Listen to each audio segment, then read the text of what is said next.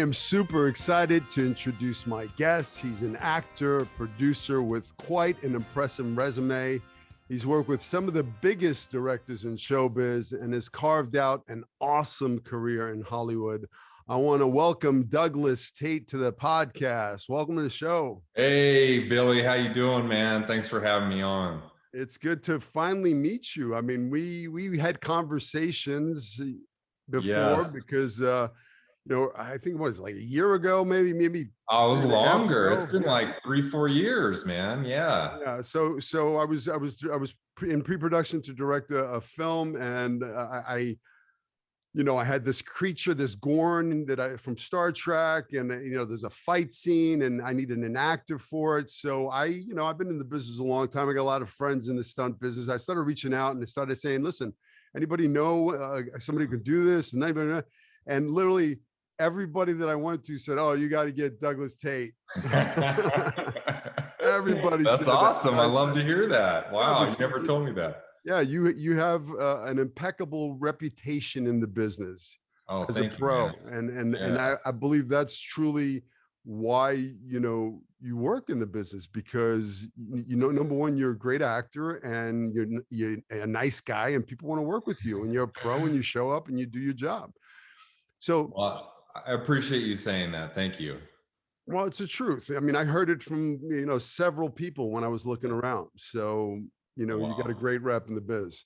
That's awesome, man. So I developed the podcast to inspire young artists to follow their dreams. So whatever your dream is, if a kid like me can come out from Brooklyn at 18 to Hollywood with $200 in my pocket, a one-way ticket, didn't know a soul out here, and can make the dream a reality, then why can't they do it? Right? Yeah. If a guy like you that had a dream, and now you're working, you've worked with J.J. Abrams and you've done some big, huge projects, working with A-listers, you made that a reality. So I would love for you to share, when did you first know you wanted to be an actor, and, what were the steps you took to make the dream a reality?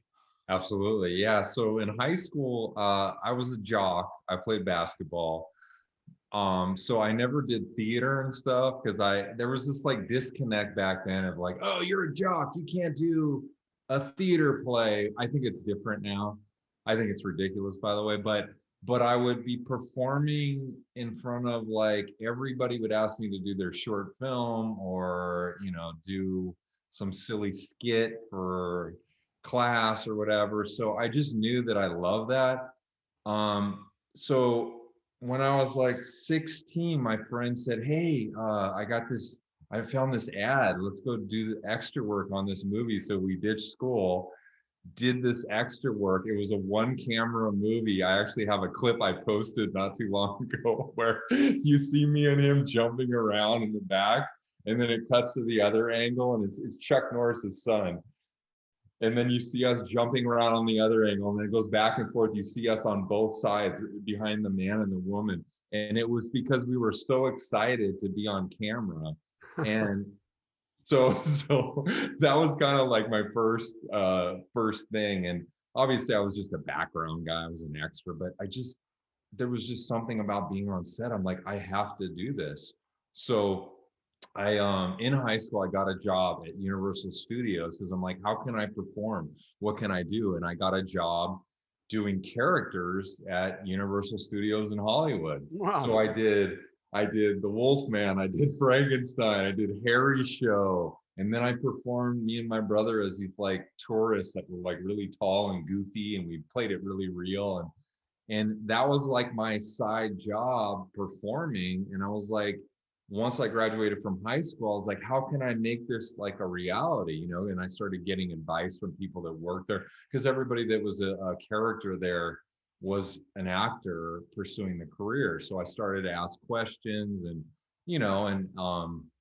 took acting class, and it kind of, led me to getting my agent and stuff. And I always tell people this, I say, if you have a skill, use that skill to get in the business. I'm a prime example of that. I was a really good basketball player, and I met this agent that said, "What can you do?" And I was like, "Well, I play basketball." And she's like, "Oh my gosh, you're perfect. You have the right look. I'm going to send you on basketball commercials."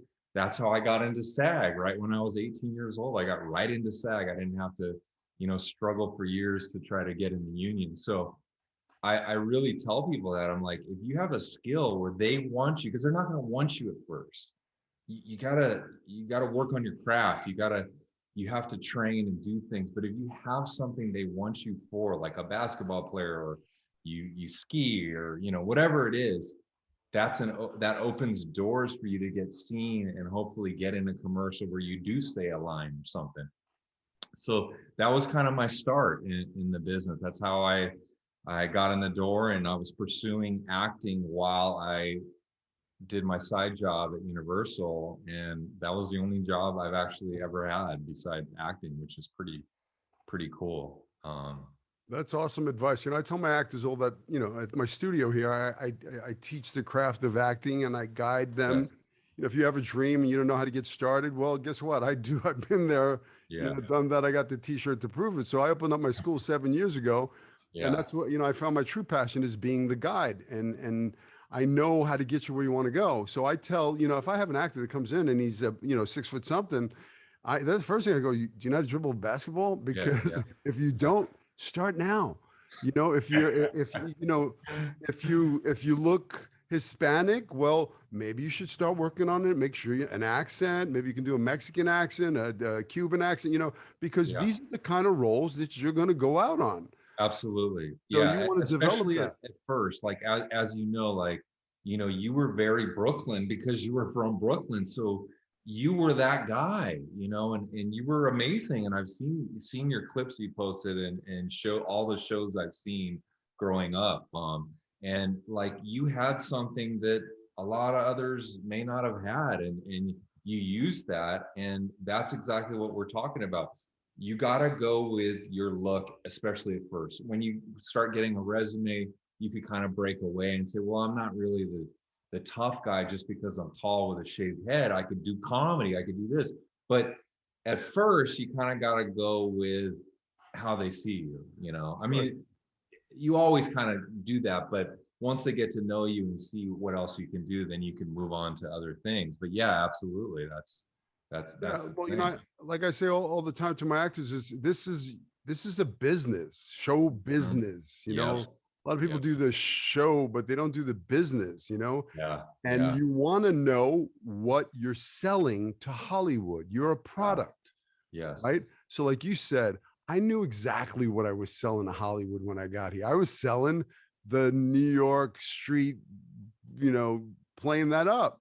Yeah. I mean, my TV series that I did with Matthew Perry, they were looking for a surfer dude from Venice Beach with a parrot on his shoulder. That's how they described the character. And I was like, gosh. Nah, I see him like the Fonz with the leather jacket, he drives a motorcycle, snaps his fingers. So I went in with the leather jacket and I played up the New York accent, which made the dialogue funnier. And they rewrote the show and gave me the part. And still right there, that's absolutely amazing because you took it upon yourself, because really honestly they don't know what they're looking for. I mean, some people do, but a lot of times they're putting out a breakdown what they think they want. But if you come in and you see the character and it's different, don't try to be something that you're not going to be that beach guy. If you would have went in like everybody else and you're a guy from Brooklyn playing the surfer guy, you wouldn't have got that part. And you know that, but you came in knowing what you had and you knew what was funny and did it. And that's an amazing thing. And that takes confidence, and that takes a little bit of, balls. I was holding back on saying it, but yeah, because I know for me, when I was starting out, I couldn't have done that. I didn't have the confidence to do that, and I pandered to what they wanted. And as I got, further down the career and realized like, I gotta give them my flavor, man. I can't do exactly what they're saying and hit the explanation point on this line. And that just stuff doesn't work. It's just fake. It's phony. You gotta give them something real, and it took me a long time to get to that point, but that's what experience does. So that's amazing that you were able to do that. Well, it's about making some big choices and changing their mind. Like you said, they think they know what they want, but they really don't. Because as soon Yeah. as you show them you bring that character into the door, and it's like, oh my God, there he is. Because your choices, because you're bringing the character in the door. I mean, I don't know how you work, but I know for me, I learned very early on, if I'm going in to read for the military guy, well, you know what? I'm shaving my head and I'm doing 150 push-ups, and I got Oh the yeah. the tight fit khaki dog tags, boots. I'm coming Yeah. in like a friggin', I just Yeah. got off the, out of the tank, and Yeah. I'm screaming military. Yeah. Young, Absolutely. early on, I'd come in with my jean jacket and my sides rolled up, and there was nothing military about me from the second I walked in. I didn't get that part because No, but then I got hip. I was like, you know what? I'm not going to leave anything to their look, they imagination. don't know who you are. You need to show them that character. Yes, you can be your own self and your personality, but like give it the look, dress Yeah. the part. Well, Some yeah, some casting directors don't like you like for theatrical stuff to come in a cop uniform and things like that, but at least give the look. Like buzz in the head, absolutely. Like when I see guys at auditions and it's a military or a cop thing or firemen and they got long hair and tattoos and a nose ring, I'm like, how's this guy ain't gonna get the part? He better be a damn good actor for them to look past all that. Yeah. So, I mean, like, let's say an LAPD officer, they wear a white shirt and then they have the blue. So Yeah. what I would do is, I didn't have a LAPD uniform. So I would have the white shirt under, and then I'd get a blue shirt, short sleeve, just like Yeah. it looked just like the uniform. I didn't have the Absolutely. badge, anything, but I was screaming police officer. I was showing them what that looked like. Absolutely. And then after playing a couple of cops, I had the uniform in the closet. Yeah, I'd walk in a full LAPD uniform. Yeah. And the other actors in the lobby were going, "Are you a real cop?" And I go, Yeah. "Yeah, I am." Yeah. Is that your Absolutely. silver friggin' Mercedes double parked out there? So you better move that shit. I'm gonna tow it. But the director that cast me in the role, I said, "Why'd you cast me in the role?" He says, "Well, I was looking at tape and there was an actor and an actor and actor, and then boom, there you were, a cop." Wow. Amazing. Right there. So you showed, I showed him the role, and he changed his mind. Yeah. That's And, great. Yeah. and he had promised that role to a producer on the project because Wow. he did it as a short film. So now Wow. I get cast in it, and the hardest job is I had to have the producer as my partner in my car, and here I'm doing a scene with Danny Trejo, and I could feel his eyes burning the back of my head because he's pissed because I got that part. Oh, I love Danny Trejo, by the way. He's awesome. Danny's awesome. Yeah. But it's those choices that you make. Yes, absolutely. 100%. I got my LAPD uniform in the closet myself, so. Yeah, I mean, you have to listen. For me, I used to carry a makeup box I'd go to Cinema Secrets and I get those same mustaches that, the real makeup artists would use. I'd go to Namie's Beauty Supply. I'd go where they bought their stuff. That's the quality stuff. And the quality stuff, the stuff that doesn't look like you got a fake mustache, or I learned how to lay down a beard, or stipple or whatever. I learned how to put a goatee on because I'd be clean shaven and my agent would call me up and go, "Hey, you have an audition tomorrow to play, a Vato from East LA, a Cholo." And I'd be like, "Okay." I'd open up my magical little box, a little spirit, and next thing you know, I got a goatee, I got a tat, That's amazing. And I could and that's the guy, because if I walked in like me, I wasn't going to get the job. Oh man. Yeah. Because that role they were looking for that character. He was a gang leader, a Mexican Vato, that was the character. Yeah. Yeah. So that's what I brought into the door. That's great. That's amazing. Wow. But you've done the same thing, because I heard an interview for one of your roles. Was it, I don't know, Michael Myers or Jason Voorhees, or one of that they wanted you to put yourself on tape, and you went like full out. Oh yeah. That was Michael Myers. Yeah. Okay, can you tell me a little bit about that? Yeah. So in the last Halloween Kills, I got recommended for it. I actually auditioned for Michael Myers in 2015, and um, it looked like I was going to get the role, and it was a different one than this last one. And what happened was is they had a deal with Harvey Weinstein Dimension Films, and something went wrong, and they never ended up doing the movie. So, anyways, they knew me over there. So fast forward, that was 2015 till 2019. Chris Nelson, one of the makeup guy on set, he's Academy Award winner. He recommends me for Halloween Kills, and it was for this flashback scene where they went back to 1978 to the original, right? It looks amazing, by the way, in the film. They really did it good. So I was like, okay, I know that character. I grew up watching him. I love Michael Myers, and I have an amazing replica of that 1978 mask. It's not one you get off at a store. It's like a $500 mask. I have the overalls. I have the knife. I had everything, and I was working on a show in Atlanta called Legacies, and they have this huge prop warehouse, and like they have everything, and it's just amazing.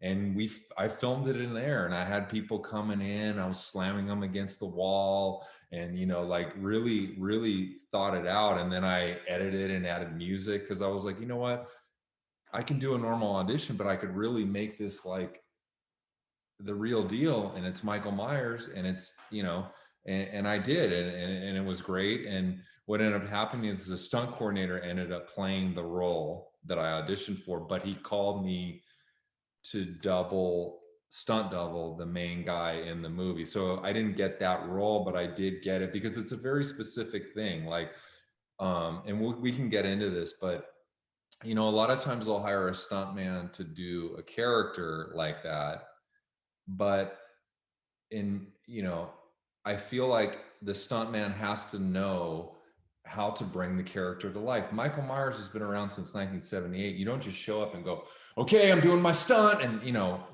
there's a walk to it, the head move, there's so many elements to it that I wanted to bring that to life along with doing the physical stuff too. So that's kind of how that all played out, and I'm glad that I did go all out, because I think it made a difference. That's why you got the part, because Yeah. see, but that's, I tell my actors now, with, the business has changed, there's the walking in the door thing is probably going to be a thing of the past, everything's self-tape. So, Yes. you know, here's how I feel about the rules about self-taping, with the blue background and the sides, and it's like, to me that's fake. Yeah. If I'm auditioning for a serial killer, right? Yeah. And I got a blue background behind me, it's like, you lost me at hello, man. Oh my But God. why can't give me a gray wall? Give me something that looks real, Yeah. Don't give me something fake. So, Yeah. but what you did is I tell my actors all the time, give them the performance. You have one opportunity. Yeah. Wardrobe, hair, makeup, lights. Do like you said. You edited it. You put some music. Give it to them. Yeah. What's the worst thing they're gonna go? That's a little overproduced. It looks too good. Yeah. Is No, it giving the performance? I know, and something like this, I had the freedom to do it, and I know what you're saying. It's just I don't know, like they lay down all these rules. They send you the email. They're like, please have a clear backdrop, and please have the camera, framed here, and here you are, like having to be expressive and move around and show action, and you're in this right here. And it's like, it's sometimes you do feel like you're being kind of, you know you're acting in this, feels stiff sometimes in an audition, because you may not know the material like you would if you had the role, and all these other things, and you want to move and you want to do these things, and I don't like them being so restrictive. I know why they do it. They probably do it to say, hey, don't do this and don't do that, so it's not distracting. But at the same time, it does come off phony a lot of times. And I like that you tell them to be different, because it does stick out. It does stick out when you take a risk and do something different.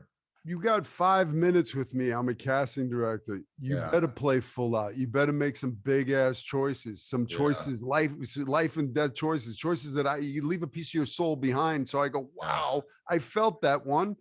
That person made me feel something. That person made me laugh. They made me cry. They scared the crap out of me. I mean, that is your job as an actor, is to look at the piece of material and go, what am I supposed, why did the writer write this? What am I supposed to make them feel? And then make them feel that. Yeah. You know, I learned that very early on in my very first audition in Hollywood. Wow. Okay. The very first one, you know, I came out, that $200 ran out real fast, like real fast. I needed an agent. So I got a list of agents at the Screen Actors Guild. And this is 1984, before GPS and cell phones. So you know, I had the Thomas guide, you know. Like, hey, I went through that, man. I'm not 80s, I'm 90s, but I went through all that stuff. I'm banging on doors, man, trying to find an agent. No, get lost, take it, you know.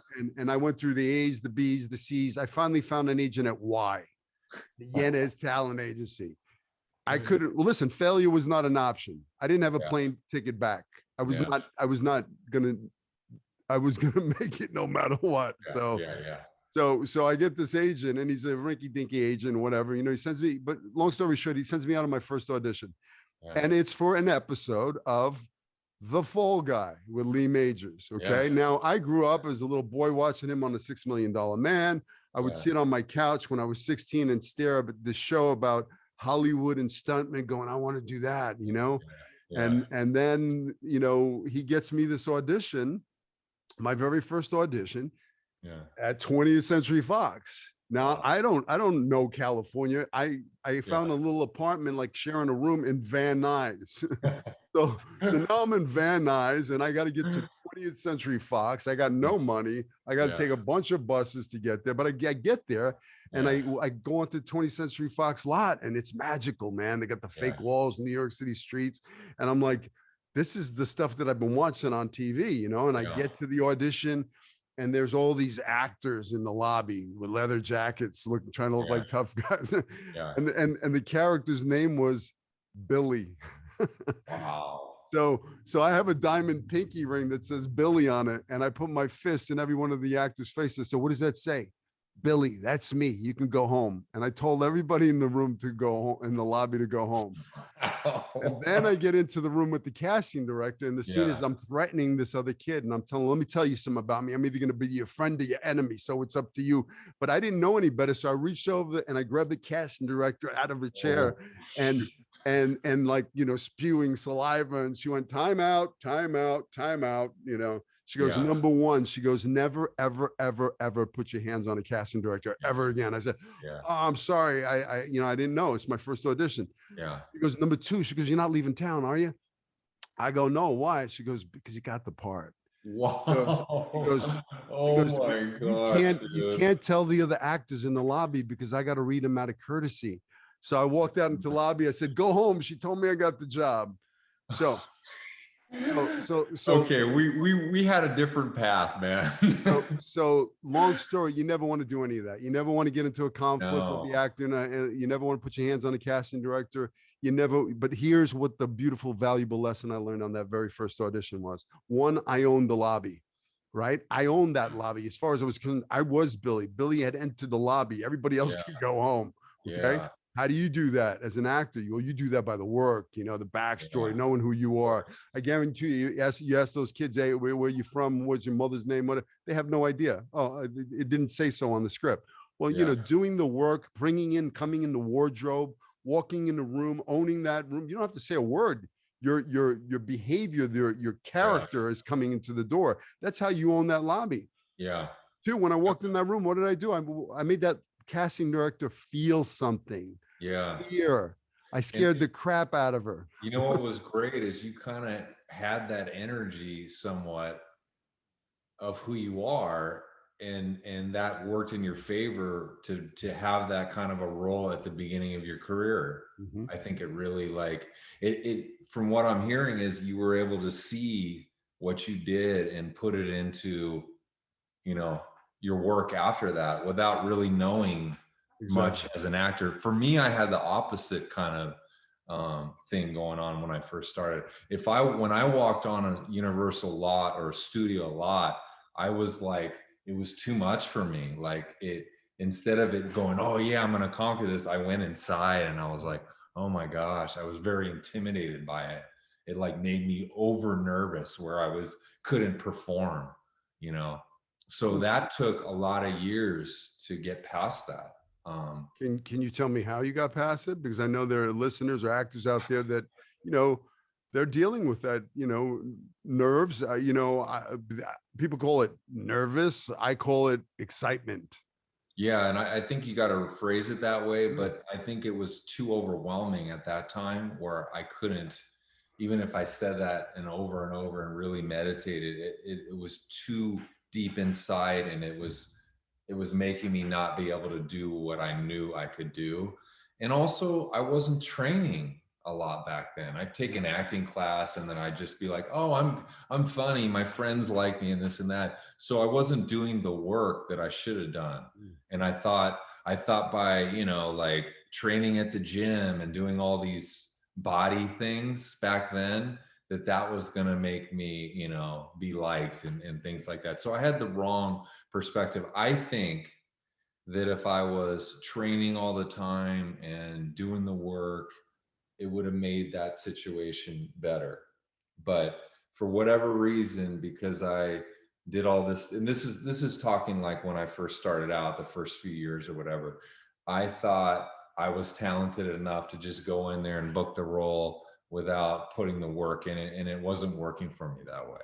It didn't work well for me. So I think through years of, you know, getting better and studying and training and now I tell people, make your own stuff, man. I've learned the most from making my own short films, and I just directed my first feature, and I thought I knew most stuff from being on sets, but I'll tell you what, man, that was the greatest learning experience of my career for That's sure. awesome. Is that Angel Baby? That is, yes, yes. Awesome. So how was that? That's a whole different animal. That's a Directing. whole different animal. My wife is the lead in it. I can't talk too much about it because it's in the hands of someone, but I'll say like the stuff that I learned from it and things like that. My wife, Isabel Cueva, is the main producer. She stars in the movie. She wore 100 hats. I directed it. I edited it. I wore so many hats. But you know, I learned so many things. I mean, even as an actor, like just learning from being behind the camera. I also worked in the movie. I played a smaller role, but it's amazing to create something and see it from a different side, but really learn from all the technical things and creative things through, you know, what was on paper and how it changed and how you got to be open to what you see in the moment, and like doing your shot list, and then, you know, seeing the edit and how certain things didn't work, so you try to figure out a solution and do pickup shots. And I mean, I could just go on forever about how much I learned from that film. It's just, that's why I say, like, you know, yes, you need to get an agent. Yes, you need to be training, but you know, nowadays we can do stuff easier than you could when you first started. I mean, you could shoot stuff on your phone. That's not really what you want to do though if you do a professional project, but still you could shoot on your phone, get a tripod, learn angles, learn shots and this and that, and then write a short film. You know, you were doing it, and you know, shoot the thing. And I'm telling you, man, you're going to learn from it, and you're going to give yourself a role that's going to fit you much better than your two-line co-star on a TV series is going to do for you. I'll tell you that. Listen, I tell my actors all the time, here's what you need to do. Okay. First of all, you got to know what your cast ability is. Okay. Yeah. So if you see yourself playing the jock, you see yourself playing the criminal, whatever, those are the characters you're probably going to go out on. Yeah. Now, you may get a little footage, maybe a 2-line, you're playing the waiter thing. That on your demo reel so what? It doesn't really show your Doesn't do talent. anything. It doesn't do anything. What if you took your phone and, you know, today technology, I mean, the iPhone 13, you could shoot a movie on it, you know, the new Yeah. phone. I mean, the camera's a really good camera. What if you just found that really good piece of material that really shows your talent? You know, maybe you got the ability to cry or get angry or whatever that is. Oh, you're comedic, and you found that piece of material and you worked on it more, and then shot it and lit it right, and now you have a minute of you doing that. Now that's going to be so valuable. That's a tool that you can use and put it on your LA casting account, your Actors Access, and when they're looking for that character, you already have it there. It's a no brainer. You're serving it up. You're showing them, look, I can play this part. I'm telling you, listen, folks, if you're listening, this is like the best advice I can give you right now. I did many years of these co-star roles, and putting together a reel of a line here and there will do absolutely nothing for you. It doesn't serve you as an actor. Any casting director, and you could attest to this, would rather see what Billy just said of you writing a character that fits you, that fits your castability, that is something you actually spend time on. You don't just whip it together and go, yeah, I need to shoot something next week. No, you think about it, you let it stew, you write it on paper, you go over it, you work on it. And then when you're ready, you put a team together, shoot the thing, have that minute clip. I'm telling you, man, a casting director will look at that and it will do wonders for you over a couple of lines mashed together from a couple of popular shows, Absolutely. I tell my actors all the time, you have to show them. Don't leave anything to the imagination. Show them. You gotta. You have to, because they don't know. You got to go, look, I can play this part. Yeah. Yeah. For me, like I was early on, I got typecast. So you only play that Italian, kind of character. Yeah. And, there were roles like Latino roles that I was like, I wanted, and they wouldn't let me in the door. Oh no, you can only play this. You're typecast. You're only this. And I fought to get into that door. But when I got into that door, guess what? I was goateed out, accent, the whole thing. They didn't even know it was me. And they cast me in that role. Like I did an NYPD Blue, where I played a son of a mafia boss who was a homosexual. He was a psychopath. He kills his brother. I killed a bunch of people, right? Yeah. Yes, starring role. Shortly after, they cast me to play this other character called Romeo Rodriguez, a completely different guy. Wow. They walk differently, they talk differently, they had different accents. I mean, if they saw each other, they'd probably kill each other in the alleyway. They were completely different. Yeah, but I changed their mind. And then all of a sudden, the door opened for me to play those roles. Yep, because you showed them. It has to be shown. They're not going to, unless you have that look, they're not going to see what you can do unless you show them. Absolutely. Absolutely. You've played some like amazing characters. I mean, like, you've played, I mean, you're Sasquatch, right? What is it? Beef jerky commercial, right? The Jack Links Sasquatch. So you're Sasquatch. I mean, I just saw you with Charles Barkley in the commercial the other day, which was awesome. That was so much fun, man. You're like, I mean, you're Hellboy. You're like a friggin' boar. You're a werewolf. You're, you've played some amazing, like what you did with J.J. Abrams, the makeup and that characters, you kind of found like a really cool niche, in this business that is like, like I said, your rep is like, that's the first person when I asked about your name was the first one to come up. So it's cool on how you've carved out this cool little niche for you. Now, being an actor, how is it for you? I mean, to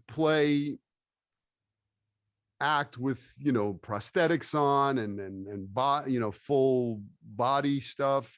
I mean, how is that for you? How do you approach a character like that?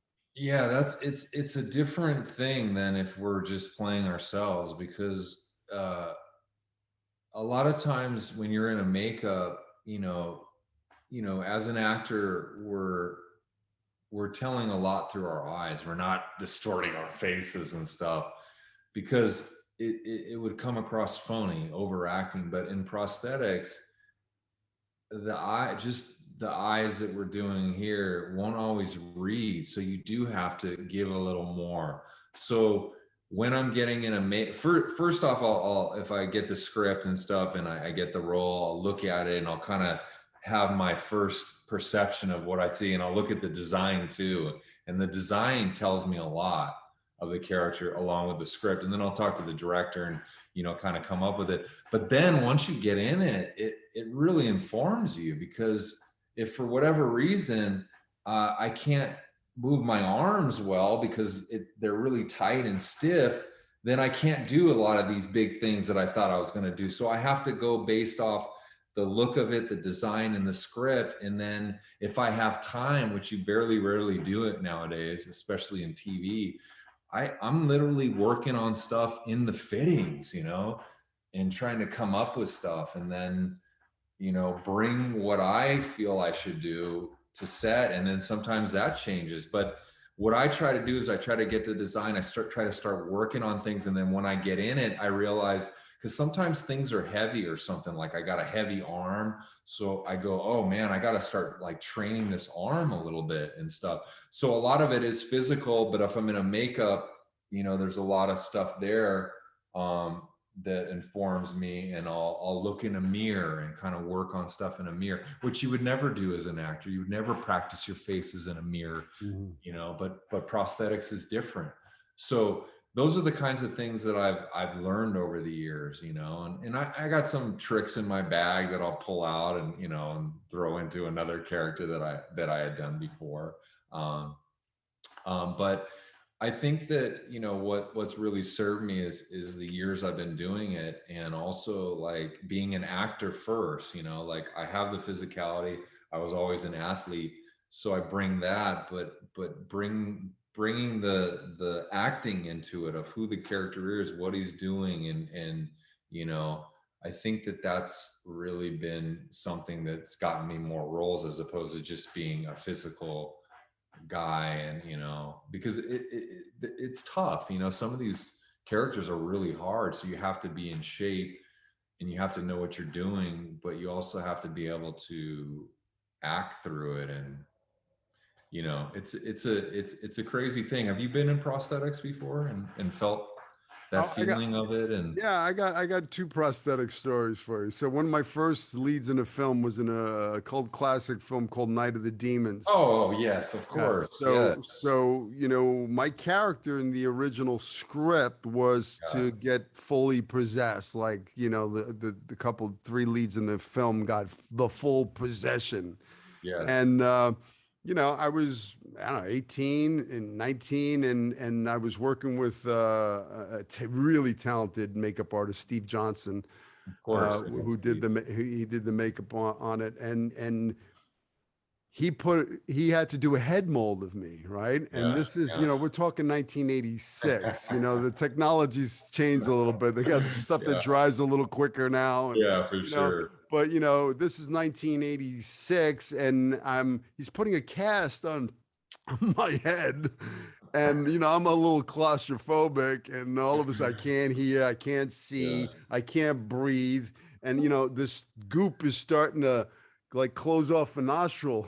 yeah, So oh yeah, now I'm yeah, like, and you know, they got a straw, they have straws stuck up my yeah, nose to yeah, help me breathe, but that's not working for me. So yeah, I tried really hard, but at a point I got so claustrophobic, I just like I was ripping it off my head. I couldn't breathe. I was like dying there. yeah, So long yeah. story short, that never happened in the movie. I never got the full possession Okay, thing, right? yeah, So maybe 7 years ago or something like that, you know, I was developing a 1 hour cop drama, and I play a police officer that goes undercover, tracking a serial killer who's killing elderly women. And I had a makeup artist um, do this beautiful prosthetic stuff and made me an older woman. oh wow, And when I got that head mold on and that thing this time, but by this time I've learned how to meditate. So I could sit yes, there and just really go into a meditation and breathe and not be all panicky and in my head. I can get down into my heart and just kind of breathe and ground myself. yeah, So I was able to do the head mold. And like you said, once he applied the prosthetics and the makeup and everything. And I looked at myself in the mirror. Yeah. That's when, oh dear, I found her voice and all the Yeah. little, Yeah, the exactly. movements and the behavior and, the way It informs you, it right? It informs you. informs So you. yeah, once you step into the shoes of the character, like Yeah. for her, I was wearing, stockings and I wanted her to be a little buxom Yeah. and heavy set. So, I Yeah. had all that stuff on and your movements change. And, It she's an does. You can't be elderly woman. stuck. You can never be stuck to something you think you should be. That you got to be open to what's there because it's informing you. That's the beauty of it, you know? Yeah. You've had some serious makeup jobs. So, I mean, Yeah, I've had, what's the longest makeup job you've ever had? um, that Star Trek one was like a 4-hour makeup from J.J. Abrams' Star Trek. It was a silicone thing. So it was like a big head cowl, and then it was like an eye, and then it was like a nose, and then it was a chin, and Sasquatch is a big makeup job. It's like a 3.5-hour deal with 2 people because there's like all these different pieces, then fur, and that's the thing. It does. That's another thing that I think that's helped me in this is there has been actors that have freaked out, and it costs them a lot of money, to try to replace somebody. So being somebody that's done it and proven, and it becomes like a mental thing. Like there's been times when I'm like, man, I'm dying. Like I don't know if I can get through this, and you really have to mentally prepare. And a lot of times you're the first one there and the last one to leave, and you're going through all this stuff, and then you got to bring the character to life. Like you can't hold back when cameras rolling. It doesn't matter how you're feeling, you have to bring it. So it's not easy sometimes to do that. And I do roles out of makeup too. And, I'm working on, I love that this has opened doors to do more of that. And I see that going that way in the future. And I'll still always take stuff that I want to do. But it's a cool little niche for sure. And that's, like I said at the beginning, once the first big thing I got was I played Jason in the end of Freddy vs. Jason. It was like, it was an iconic character. And then I got Zathura, which was Jon Favreau. It was like this lizard character I played in it. Stan Winston Studios made this Zorgon lizard. It's a holiday classic now.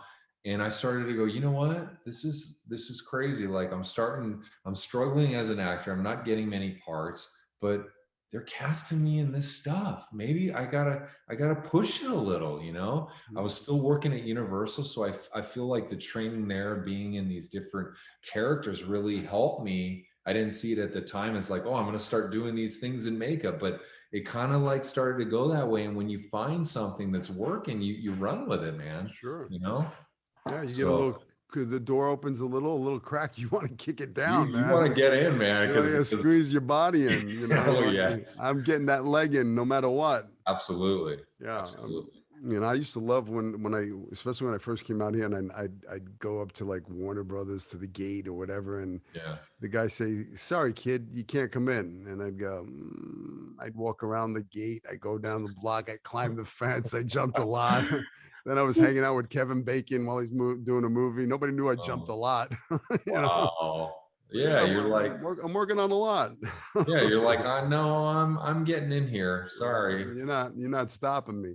You were hungry. We were hungry. But I think that's the key, is you have to be hungry. It's a very competitive business. There's actors flying in every day, coming off the boat, the bus, or whatever, with the same dream. So and on that same day, one's flying out with the broken dream, Yeah. So And it is that. I mean, it's a roller coaster ride. I mean, it's feast or famine sometimes. Like you said, there was maybe you weren't booking those acting jobs, and then along came these, creature jobs, these cool acting jobs playing a creature.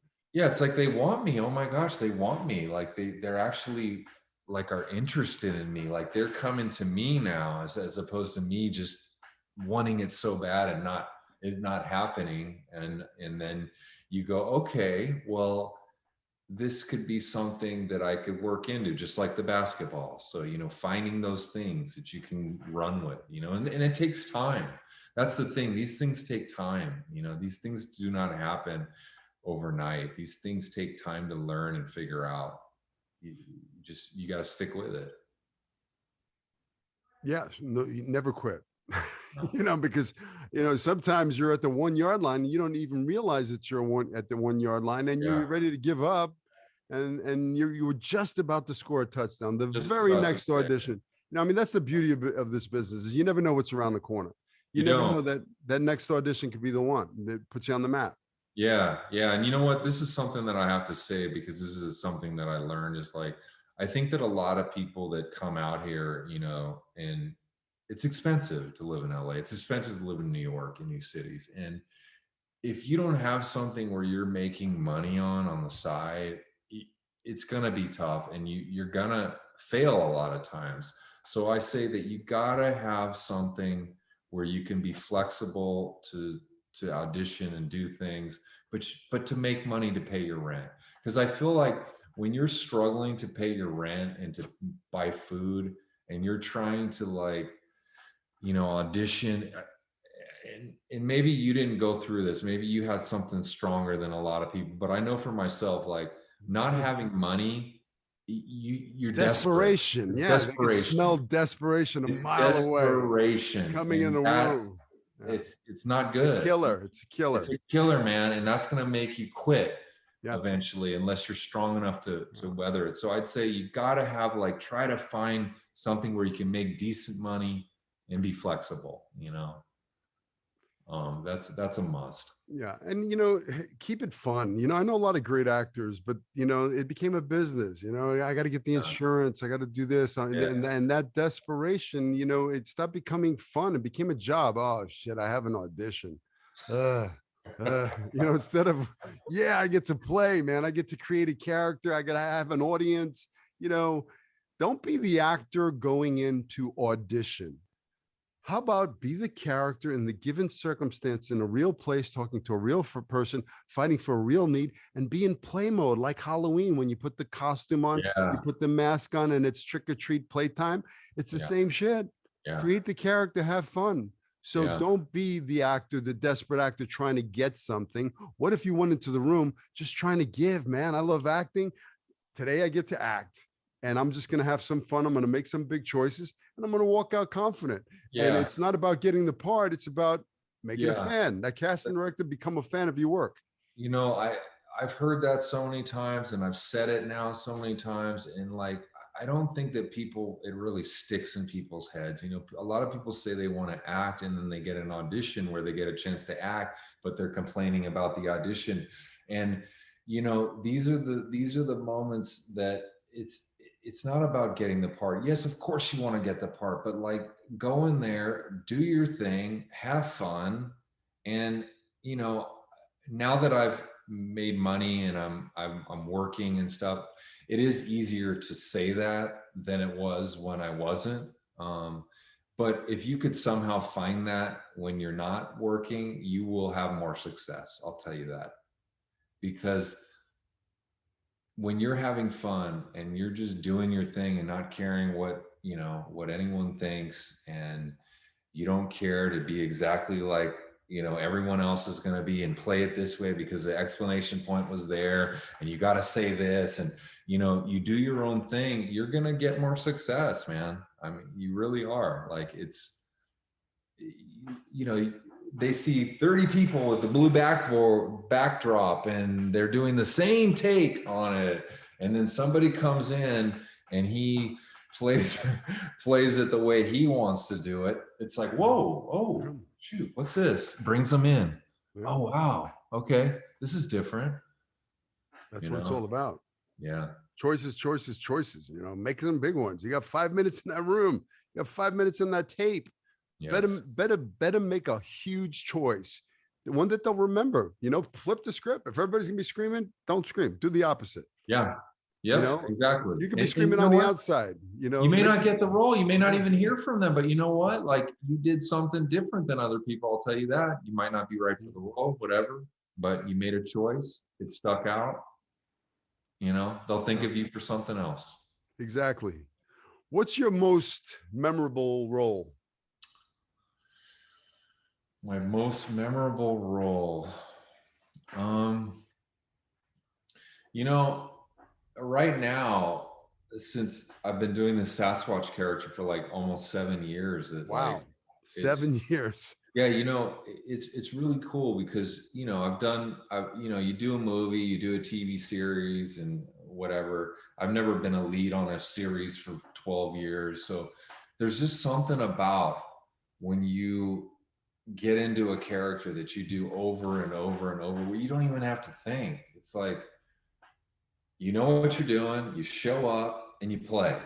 And sometimes when you get something and you're a guest star or whatever, and you go on a set or co-star, you don't really get time to develop that. You do your work and you can show up, but you're not really that guy like you can be when you've done something so many times. And that's what I feel about Sasquatch. I feel like I've played this guy. I know what he does. I know his personality. I know how he moves. You know, and I show up and it's like improv. Like the funniest stuff doesn't come from these writers writing these commercial scripts. It comes from the improv, the playing that I do in the moment where something happens and an expression I make. And that just comes from the years of doing it. That's awesome. Yeah, I think that one for me, just because I've done it so much, it's probably the most memorable to me. I don't know about other people, you know. And I'm sure it's, 7 years. I mean, I don't know how many commercials you've done, but I've seen quite a few. And I know, in the past, when I've done like I did like I never did commercials. I was like, oh no, I'm a real Yeah, actor, yeah. but when I saw my friend buying a house and and he was like, what? Yeah, I'm like, and then he had all these commercials running, and I'm like, I think maybe I should do some commercials. So then I started going out on commercial auditions and I started booking them right away. yeah. I did a Snapple that turned into 5 Snapples, but I know that Snapple money, those A-class residuals, there's, it afforded me the ability to like, raise my son the first few years because my wife had been her 9 to 5. I was there. All I had to do is go to my mailbox and, open up a residual check. Oh So, yeah, so yeah. I'm sure that the Sasquatch has been very good to you.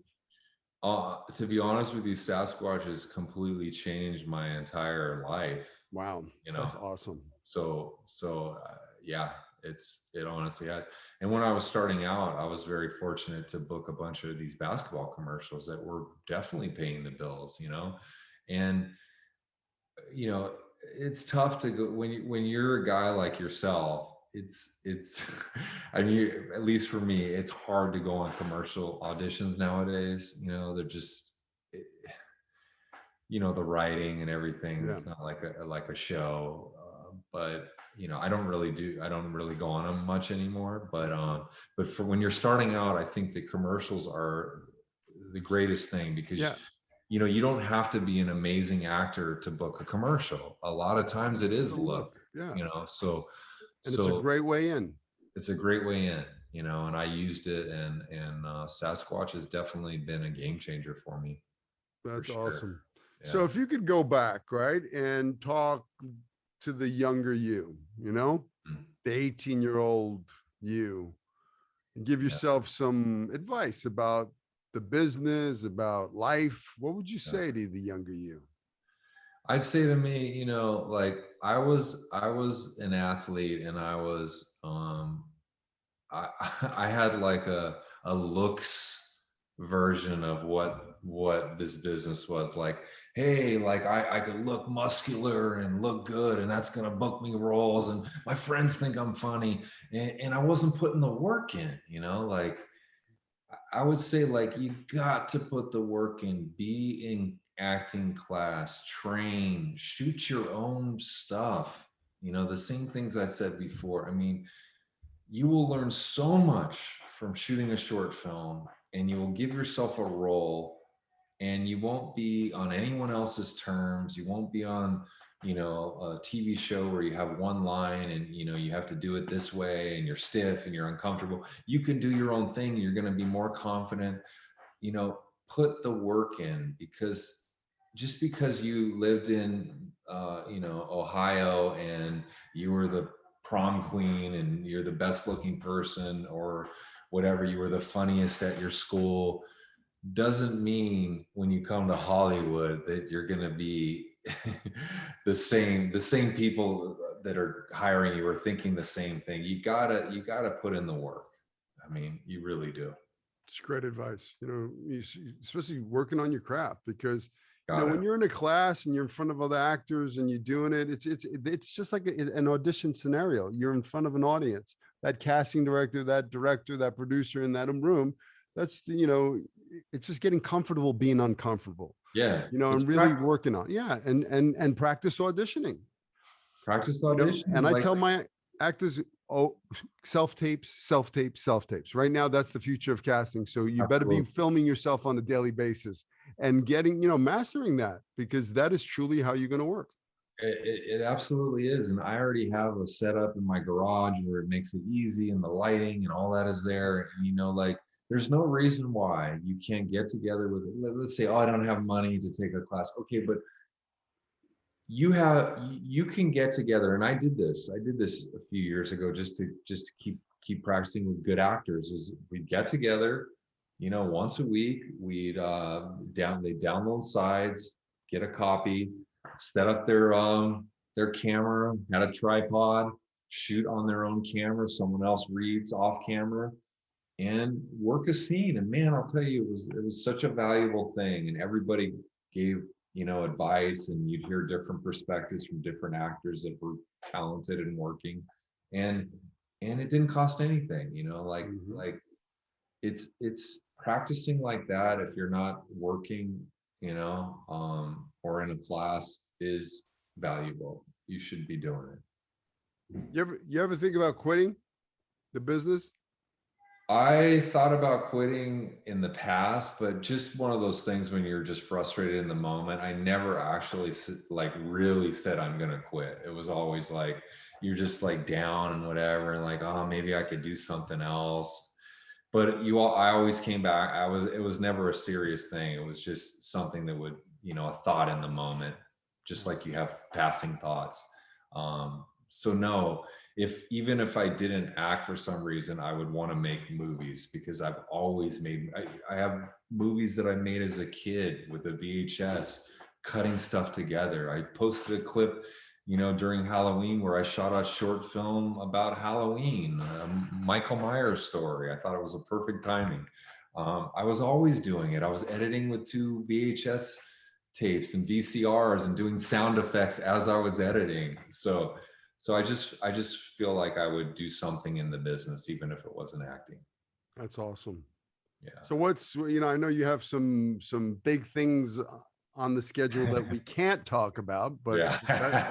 I'm pretty excited. I can't wait to see that, because my son loves that show.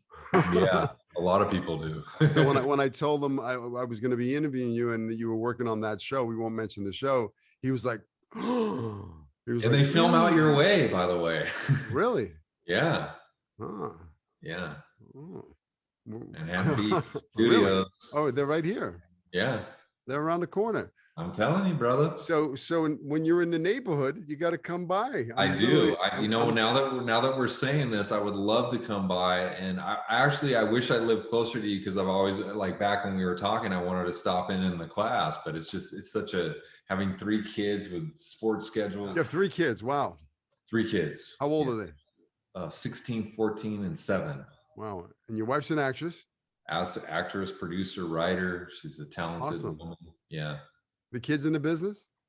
My son is a brown belt, almost a black belt martial artist, and he's doing voiceover now. And I'm like, I need to get him in a role as a martial artist. He'd be like so perfect for Cobra Kai, because he's so amazing, That's awesome. Yeah.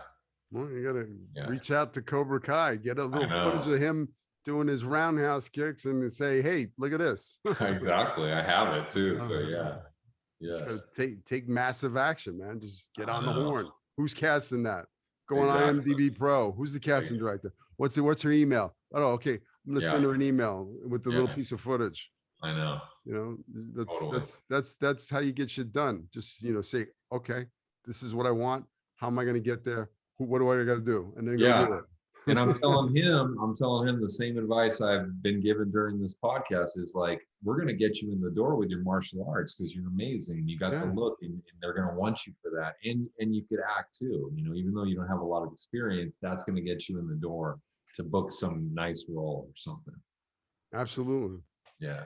Hey, Doug, I can't thank you enough for coming on the podcast, brother.